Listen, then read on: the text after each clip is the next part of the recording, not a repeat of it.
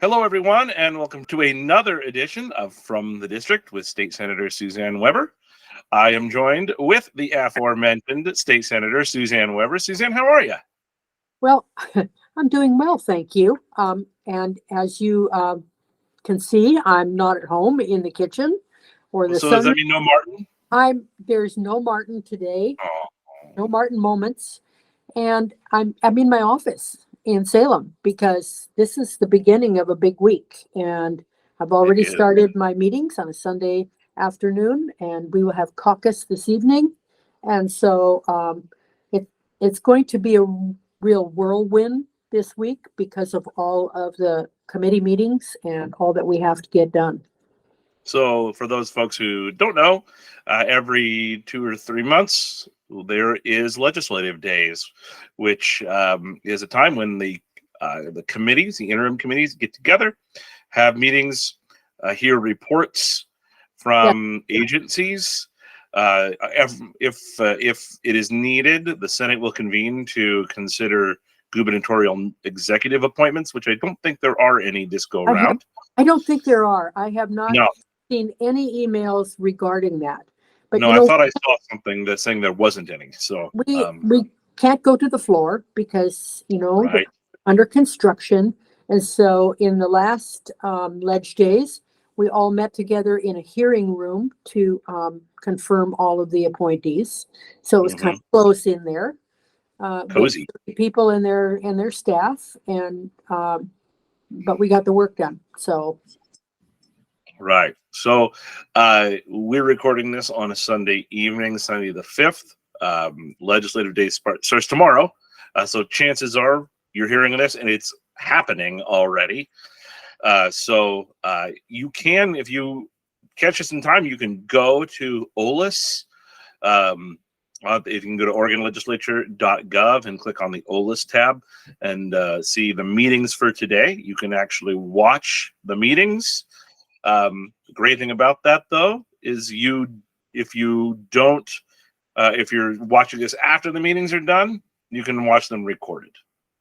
And you can also look at all of the information that they give to the legislature before the meetings occur. So you can get all of the meeting materials and look at that and have all of that information that is also provided for us.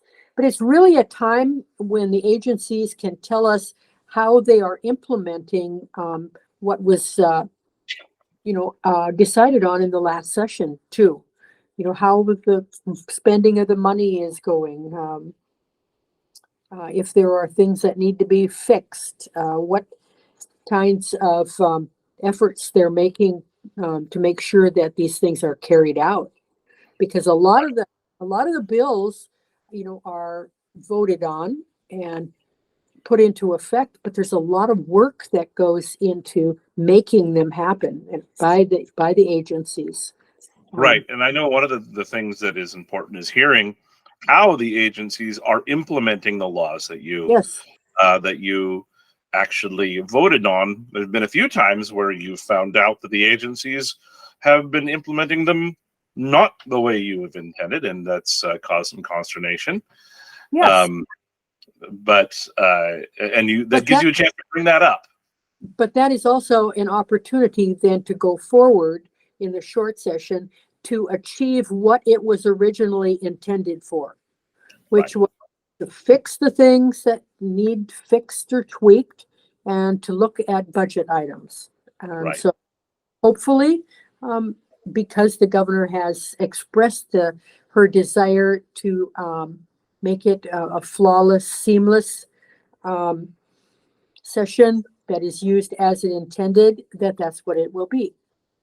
Well, that would be wonderful. I don't think we've actually had a short session since they were instituted 10, 15 years ago that actually did that. I don't think So so either. It's that would be aspirational. great to see.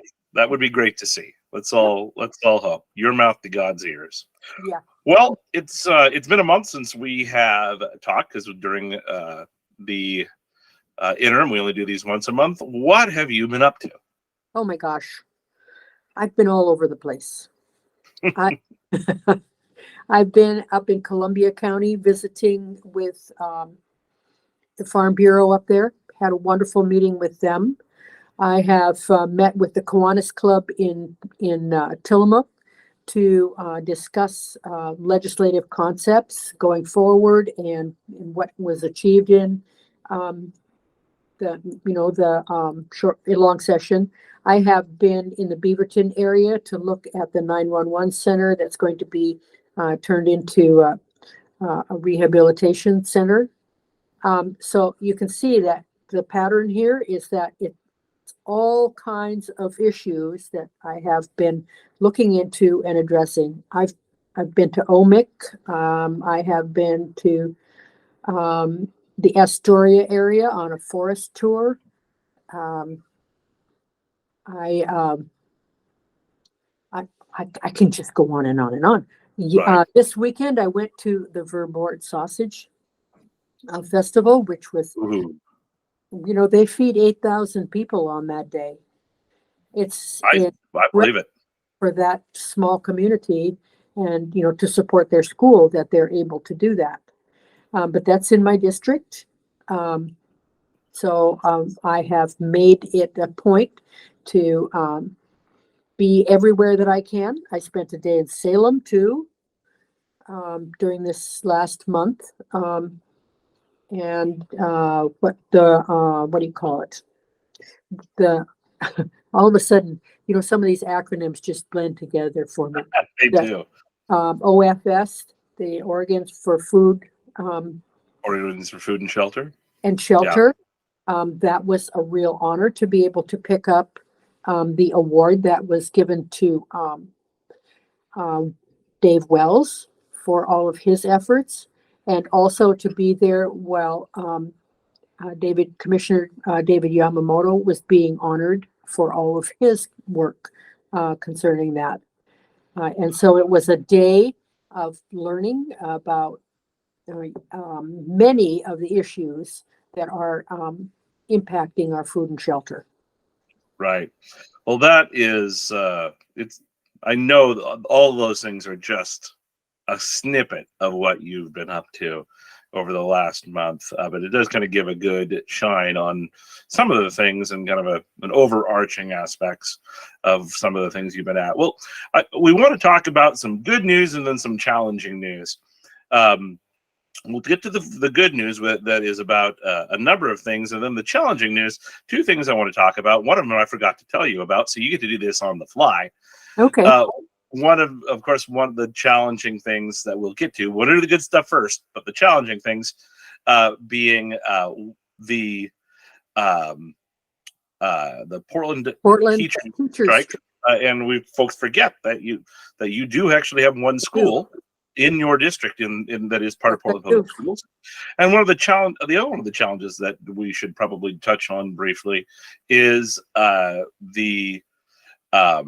the audit that came out of the Sunset Transit, Sunset Empire Transit issues. And we'll touch on that a little bit because there's still a lot that we're figuring out next steps on. Don't want to talk too much about it, but I think we should acknowledge it and tell folks a little bit about what was in it. But before we get there, let's not get there. Let's talk about some good news.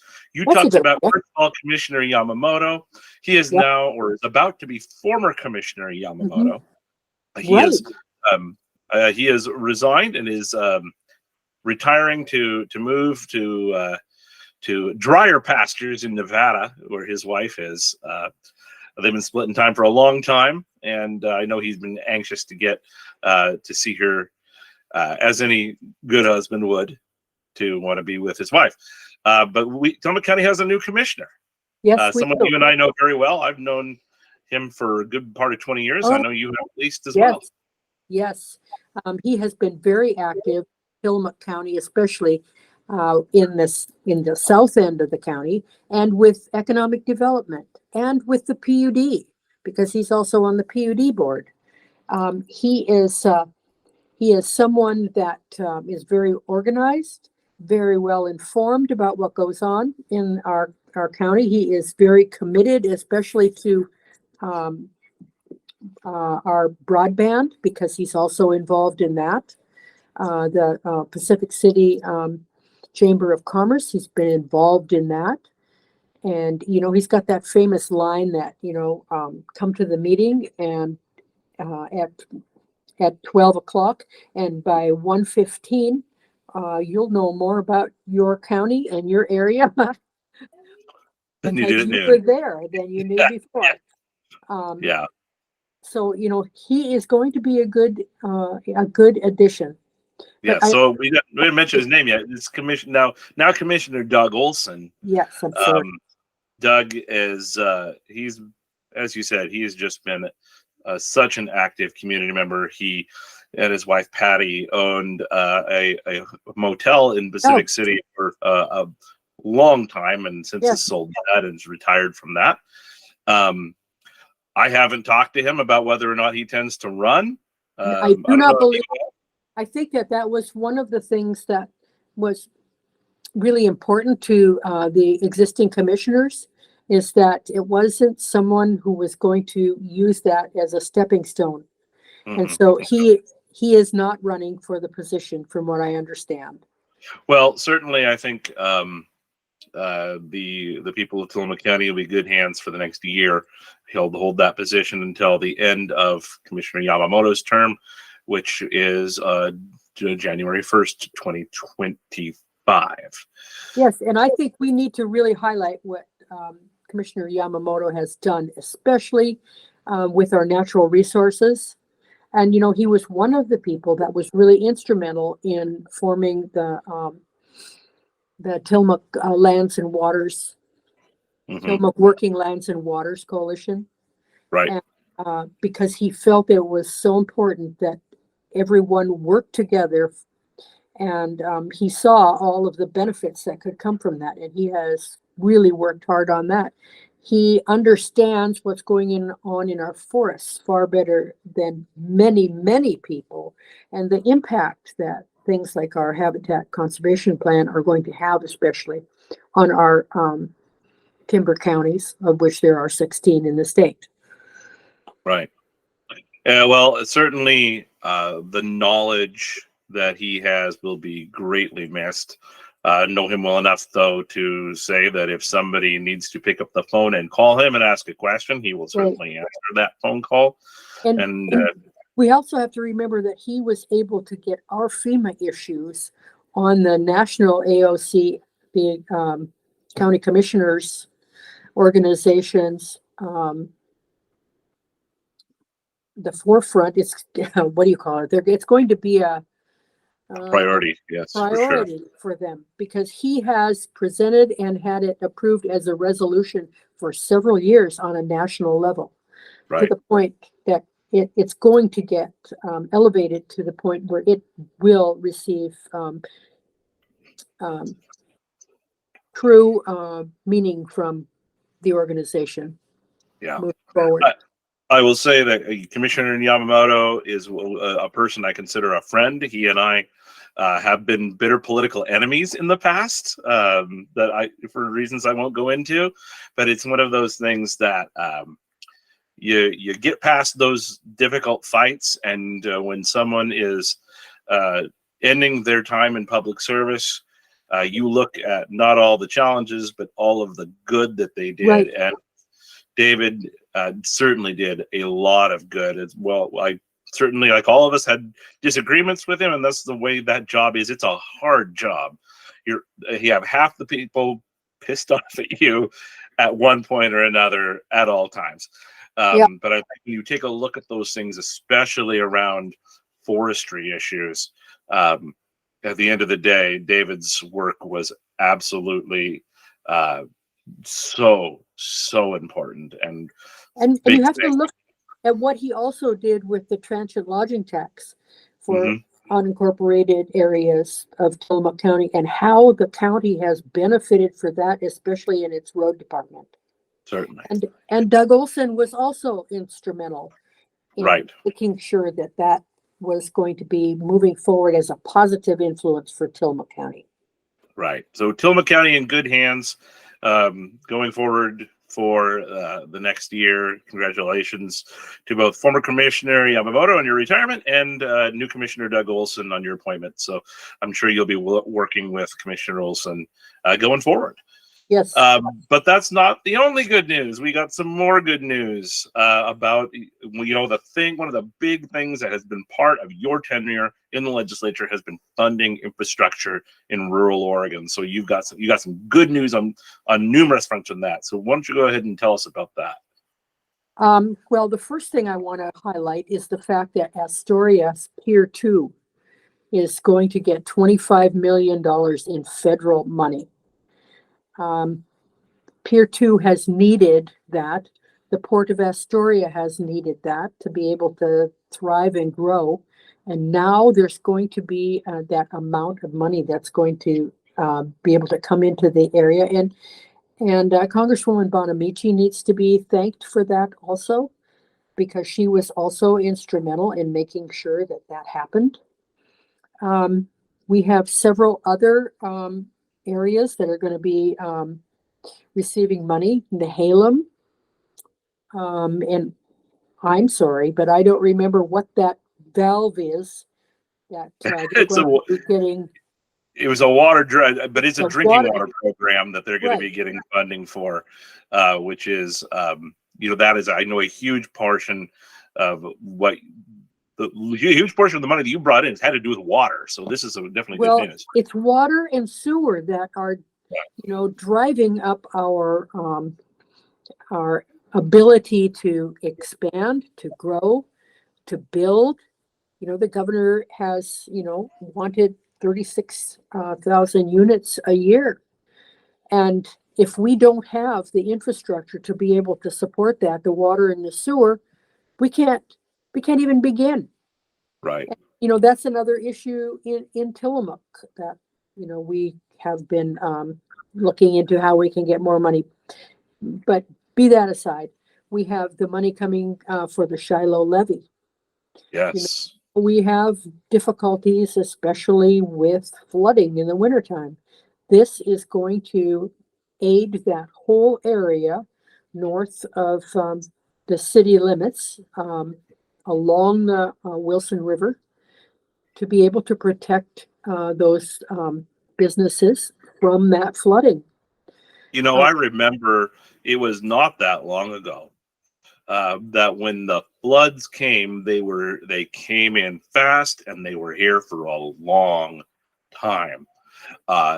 Now, because of a lot of the work you've been involved in, just not only in the legislature, but as your time as mayor and city councilor, the water comes in, we have warning of it, and it goes out so much faster. So it's it's a problem that is huge in Tillamook. Yeah, and a lot of that was because it was possible for us to restructure the levee system so that the levee system wasn't stopping the water from going out, but encouraging the water. Right. And so, that whole plan has really benefited that whole area. For sure. And then there's money that is coming to Rainier also. Right. Excellent. And the city of Prescott, they're going to get additional money. And yes, one of the smallest incorporated cities in Oregon. I believe 68 people. 68.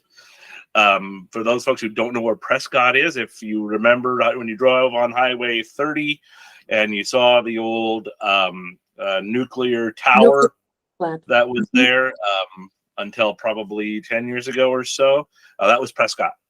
And so, again, that had to do with some water studies that needed to be done there. Right. So huge, just good news that has come around all around. But, I have to say that I'm going to continue to lobby for funds for our district for infrastructure. I mean, right. I have heard how many people were impacted by smoke testing in Tillamook, and how we, as a whole area, have not had the funds to be able to go in and work on this in a long time. And so we need to really focus on our infrastructure, our water and our sewer. Right. It has been neglected for a very long time, and it will not be fixed overnight. The issues will probably outlast your terms in the legislature, but you do the work that you can while you're there, and you certainly more than anybody has in a long time. I know Senator Johnson certainly did a lot while she was in your position. So you've really picked that mantle up, and it's very exciting to see that happen. So there's some challenging news, as I talked about. Probably the biggest news in Oregon has been the strike that the Portland Teachers Union, the Portland Public Schools Teachers Union, has had. This is the first time that this union has ever struck. There have been a number of times that it came close, but this is many children, affecting many parents. You do have one school, Skyline School, yes, they do, that is in the district, but it's more than that. It really has to do with the reverberations around the state. So you have a really unique position. You have been a teacher. I've been a teacher. I have been a union member. I have been a negotiator for the teachers union. In the legislature, I have advocated for additional money, appropriations.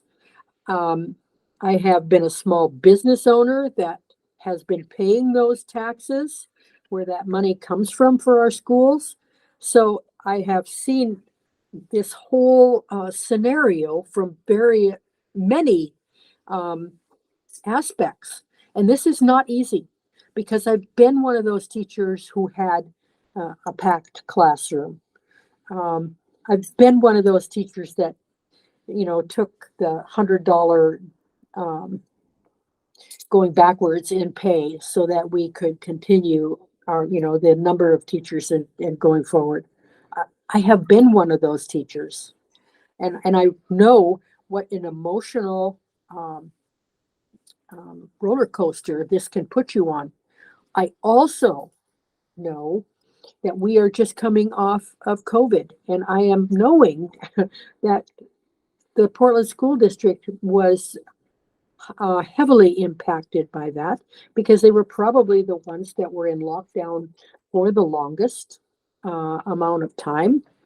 And so, we have all kinds of learning issues that we have to deal with. We have all kinds of behavioral issues. We have, got to make sure that we have the mental health capacity for our children. There's a lot of things that need to happen in our school districts, and we as community members need to support that.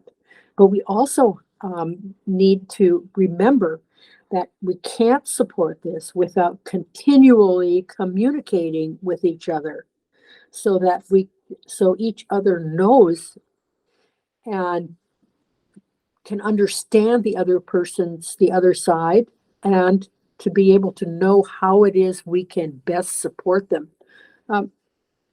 This is a very emotional issue, and as I read about it every day, I have some real I'm conflicted on a lot of issues. You probably know that as being a member of the union and being supported and being a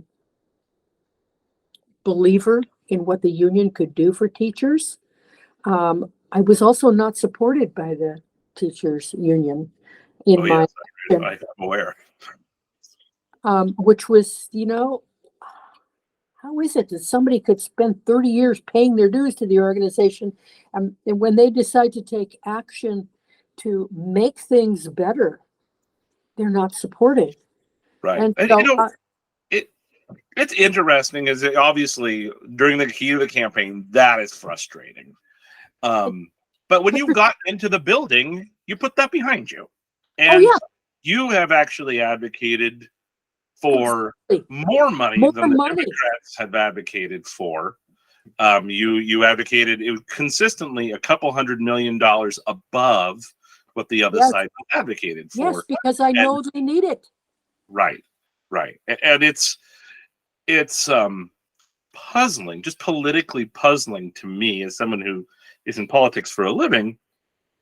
It is politically puzzling to me why the teachers unions continue to support the same people who continually kind of I know. take them for granted. Take them for granted, right? And it And was don't acknowledge what they actually need. right. So I mean, it is a puzzle to me that continues. I will, but I will also acknowledge though that the superintendent of Portland Public Schools came to you guys. He said, we need 10.3 billion, need 10.3 Yes. billion. Can't that'll keep services where they're at, 10.3 billion. So you guys you wanted to give them 10.4, Democrats wanted to give them 10.2, Yes. and tell them to go to the local government to get the rest. It came fairly close to, on both sides. They got what they wanted. They got pretty much every penny Yeah, they they wanted. did. So I think another thing that's rather frustrating is hearing the teachers union blast you guys, saying, "Well, you're not giving enough money to the teachers. You're not giving enough money to the schools." And I've heard this from legislators on both sides of the aisle. Like, we gave you everything you asked for. Exactly. But so we've heard some teachers union leaders say that the legislature needs to go back to the session and give more money to Portland Public Schools. So let's start with that. That ain't happening. I think that's going to happen. There is no, I mean, maybe there are a couple, but I can tell you, legislative leadership is, I'm guessing, on both sides, is not so keen on that idea. When when the leadership came to the legislature, said we need this much money, they got that much money, and now the legislature is getting thrown under the bus. It's not a great way to make friends. Not a great way to win friends. So it is. It was for me very disappointing to see that in the last meeting, the union didn't even show up to negotiate. That's that, and the Oregonian just blasted them on that, and I think rightfully so. Is that everybody? I mean, you said it. Everybody's got to be at the table. Let's hammer this out. Let's get this figured out. And the teachers need to understand, like, $200 million is the gap, and that money is not there. So that's got to be reality. The district needs to take a look at how many. Well, you have to look at spending. You have to look at how the districts are determining the spending. So how many I don't know this question is, but what 85% of their pay of the budget is payroll. Like how many assistant superintendents, or how many how many you have to look at the pay scales between administrators and teachers. And I don't know. I don't want to cast aspersions. No, but I don't think both sides have to deal. Like teachers got to realize that $200 million that ain't happening, and the district needs to, I think, take a look at where they're spending money. Yes. Can some administrators? Can you combine some administrators? Well, we also have to look at the fact that after COVID, we were missing 30,000 students. So we've lost students. Right. And this is another conversation for its own podcast. But the reality is that the birth rate is going down. I mean, right. Like this is a problem. And when people talk about population's a problem, absolutely it is. It's just not the way you think it is. We need more people. We need more children. And since school districts get their money based on attendance, right, and the birth rates are going down, students attending schools going down, this is a problem that needs to be addressed soon. Right. So yeah, this is going to be a problem. This is going to be a problem that's going to continue on, I'm afraid. And we do have people that are advocating for a statewide salary schedule that would even this all out. Well, how is that going to happen? Could it happen? What is that going to do to our education system? How is that going to influence? There are people that are looking at the reserves that school districts have. There are school districts that have more money than, I was going to say God, but that they could be using to support their teachers. We could be looking at how we spend that money. How is it designated? Because some of that money that comes into the school district for special needs and poverty, that just goes into the general fund, I believe. Right. And so how is that being spent and how is that being allocated? It really is. It really is time. And this is a difficult conversation to have, but to have a long conversation about how we fund schools, Right. how we pay teachers. This can't continue. I mean, Right. this is because it isn't just Portland's the one who did it, but Right. there are know a what? number of school districts around Portland who are in conversation right now about this, and And I they will tell you that may over the years, in being a teacher, there were many times when we as teachers got to the point where we did consider strike. It never got to that point because we were able to negotiate a settlement. But there were many times, even in our small community, where it was almost to that point. Well, and you were able to avoid that because you came to the table, the district came to the table, and a contract was able to get hammered out. And that right now, I think, is the most disappointing to a lot of people. Is at least the union has not come to the table in the last meeting. I hope that changes. I hope that was just a posturing thing. Everybody has to come to the table and deal with this. You can't. It's happened. The legislature is not going to step in and fix the problem. The two parties got to fix it. So, well, that's been fun. Yeah, and I am getting regular updates from right both sides on how they're going forward, and I just hope it comes to an end soon. Right, and folks, because this is not something the senator can do anything about. I mean, this is we have to look at the learning deficit that we have experienced also. If those kids aren't in school and they aren't learning, how are we going to close that gap? Right.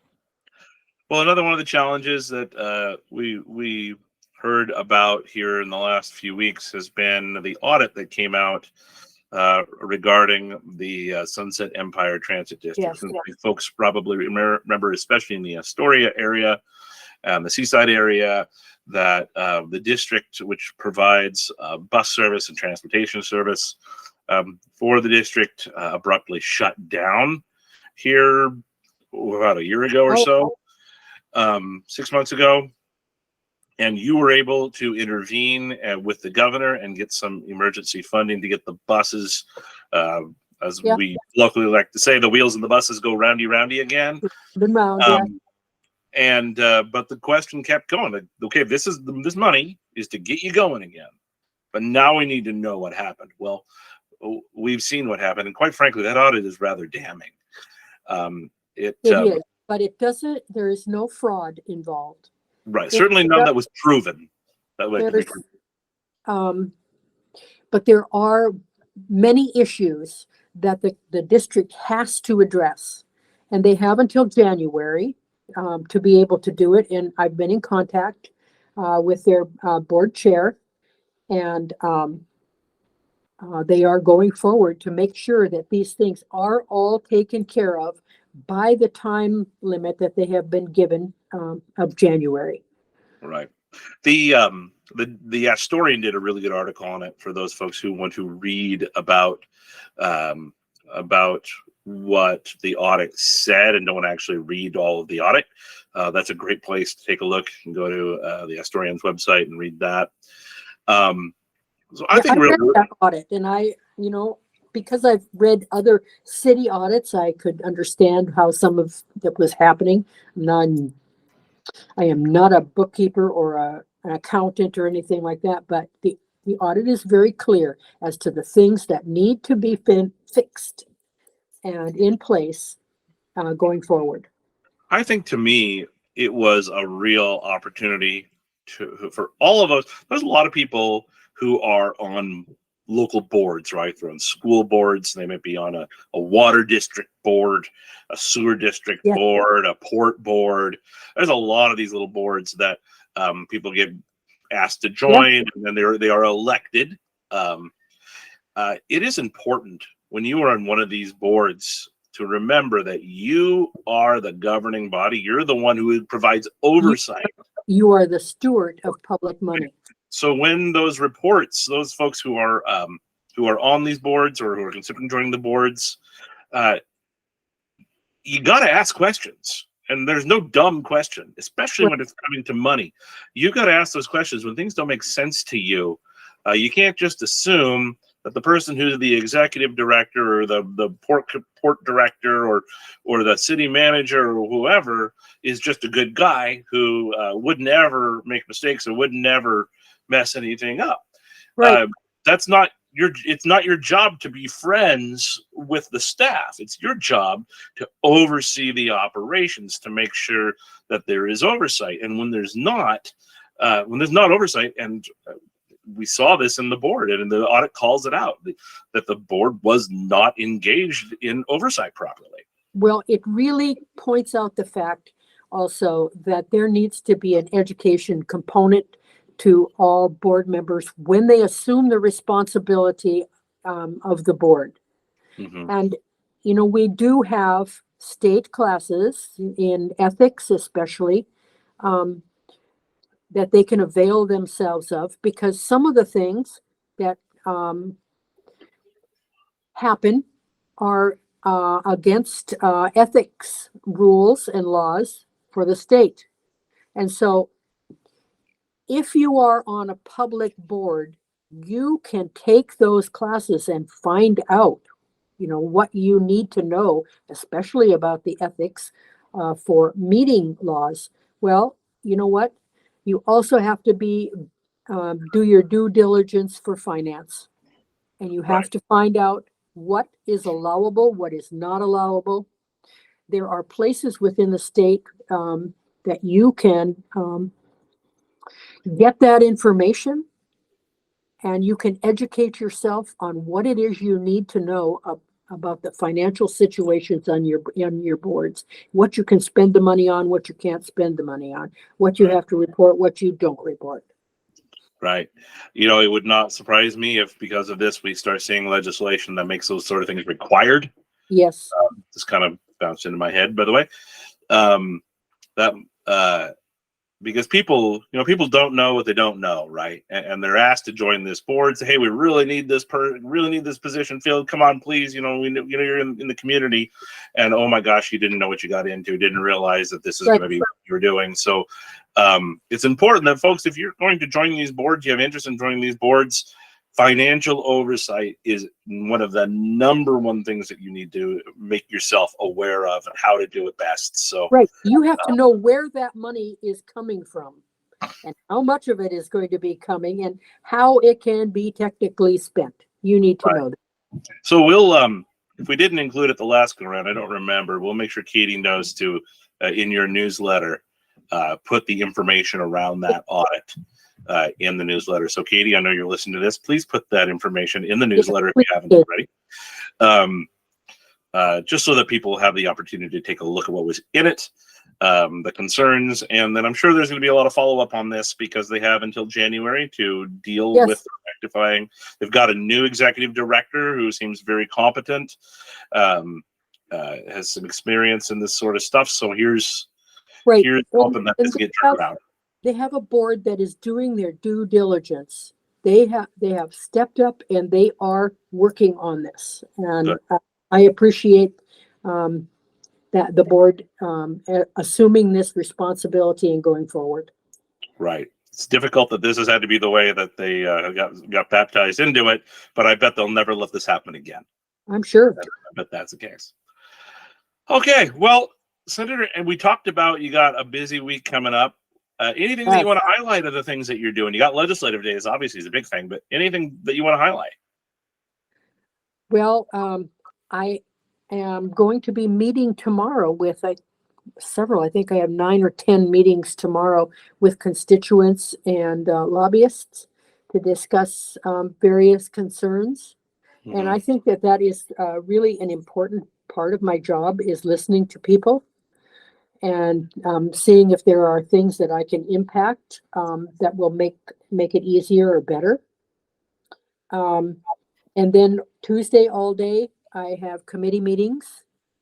And I have one committee report on Tuesday morning because I'm also working on the city of Tillamook's Christmas celebration, which Oh, is that's always fun. the first Saturday in December, which is the second. There's going to be a light parade and Oh, free yes. food and entertainment and Make turning sure on you get the out. If you were yeah, anywhere near Tillamook, I loved it. I love when I was on city yeah, council. I was always involved in that too, and it was so much fun. November or December 2nd, get out and be there for tree lighting. right. And then I'm also participating in the uh, tree decorating for the museum. Oh, And fun. so, just poking those little things into the little nooks that we have. So I'm doing some fun things. Good. But other than that, the other thing I have this week is I'm going to the Clatsop County Farm Bureau is meeting. And so I'm going to race from Salem to Astoria to be able to be at that meeting. And then race back because I've got an appropriations meeting for education. And so it's all going to be very, very interesting. Always, always. Well, Senator, a happy Thanksgiving to you. Since we Well, do these thank you, and monthlies, to you it'll too. be December when we talk next. Yes, Well, we talk all the time, but it'll be December when we talk happy next December. on one of these. So happy Thanksgiving to you. Happy Thanksgiving to everyone Yes, going to the end of this month. It's amazing that we are already in November. Time flies when you're having fun, oh yes. and And then we'll have a couple more. have you finished up all your Halloween candy yet? You know what? My kids' school has a great candy tithing program where the kids give 10% of their candy. I have no idea where it goes, and I don't care, to the school. And we bought a big Costco bag of candy, thinking, I get so many trick or treaters. I think we got like 8. Oh, So after my wife and I had far too much candy the first couple of days, that went with the kids to school for the candy tithing program. So we did like an 80% tithe. The church would love it if we did that. yes, Um, in other ways, but in terms of yes, candy, but we were happy to do it. candy, yeah. So yeah, we had how many trick or treaters did you get? I had well over 100. I lost count at one point, right around 70 something. And it was really down from last year, but they had Good. so many other opportunities. But let me tell you, Martin loved it. Sat by the door and waited for him, and then he would bounce up in the air, and then out the door he'd go, sniff around him, and come back in and wait for the next batch. I stopped trick or treating when I was probably about 11 or 12, like right around middle school age. But my grandmother lived on Meadow. And if anybody, you Yeah. folks in Tillamook know that the place to go trick or treating is Meadow Avenue, because there's all the cul-de-sacs at the end too, so you can get all that candy. I remember one year my grandfather had a clicker, and so he would count a counter, and they had like 350 trick or treaters, and by the end of the night they were giving away spare change because we'd run out of candy. Yes. And this is before like the downtown trick or treating thing, because I think that's where a lot of the trick or treaters have gone. Right. Is they go to the Tillamook downtown businesses, which is we take our kids to that too. It's great, but it's just wasn't the same. Yes. So But it was fun. I'm glad you had a great Halloween. We had a great Halloween as well. And we're looking forward to having a great Thanksgiving. A great Thanksgiving. I'm grateful for everything, and I'm grateful for you, Adam, and being able to provide from the district also. So thank you. Always look forward to this every month we do this. And I'm guessing, we haven't talked about this yet, but I'm guessing when the session hits in February, we'll go back to weekly for those 5 weeks or so that we have the session, and then we'll go back to monthly after that again. So, and I know we were just talking about it.